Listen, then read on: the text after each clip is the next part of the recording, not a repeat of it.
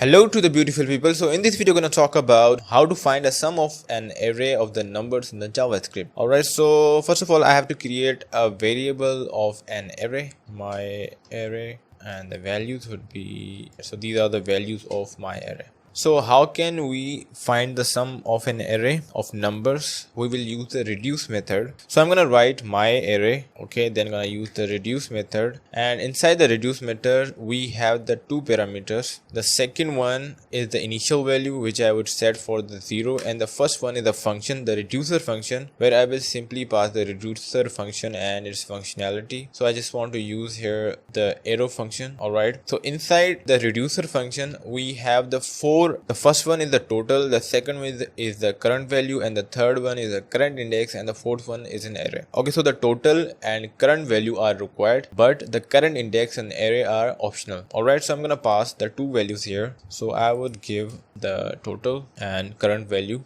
and then I'm gonna simply write total because we want to do the sum here. Okay, plus with current. Alright, so now I'm gonna simply save this into a variable. Alright, now just console log the result. So let's just run this now. So as you can see here, the first we have our array, and the second value is the sum of all the numbers of an array in the JavaScript. Okay, so this is how we can find the sum of an array in the JavaScript. And this is all for this video. If you really find this useful, hit the like button and subscribe to the channel, and bye bye.